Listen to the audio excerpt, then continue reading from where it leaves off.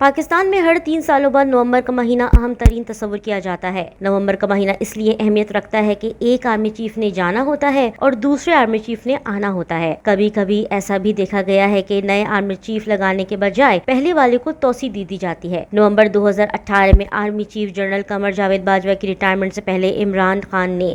Hybrid نظام کے خالق کو توسیع دینے کے لیے آئین میں ترمیم، اور اس بار نومبر سے پہلے عمران خان نے جنرل قمر جاوید باجوہ سے کی گئی خفیہ ملاقات میں یہ آفر دی کہ نئے الیکشن تک وہ اپنے عہدے پر فائز رہیں، مگر اس بار حکومت اور فوجی سربراہ نے یہ سب ماننے سے صاف انکار کرتے ہوئے واشنگٹن میں یہ واضح اعلان کر دیا کہ وہ اپنی مدت پوری ہوتے ہی آرمی چیف کا عہدہ چھوڑ دیں گے اور ریٹائرڈ ہو جائیں گے۔ اب نومبر قریب ہے اور یہ بحث عام ہے کہ اب نیا آرمی چیف کون بنے گا، مگر اس بار مختلف یہ ہے کہ نومبر آنے سے پہلے اکتوبر میں جنرل باجوہ نے یہ اعلان کر دیا کہ وہ نومبر میں عہدہ چھوڑ کر گھر رخصت ہو جائیں گے۔ اس اعلان کے بعد اب حکومت اپنی مرضی کا آرمی چیف لگانے جا رہی ہے، اور حکومت کی یہ سب کرنے سے پہلے عمران خان لانگ مارچ کرنے کی دھمکی دے چکے ہیں۔ اگر ایسا ہوا تو اسلام آباد کا گھیراؤ ہوگا اور خون خرابے کے اندیشے کو نظر انداز نہیں کیا جا سکتا، اور یوں ایک بار پھر نومبر کا مہینہ سیاسی اہمیت اختیار کرتے ہوئے نظر آ رہا ہے۔ اب دیکھنا یہ ہے کہ حکومت اپنی مرضی کا آرمی چیف لگانے میں کامیاب رہتی ہے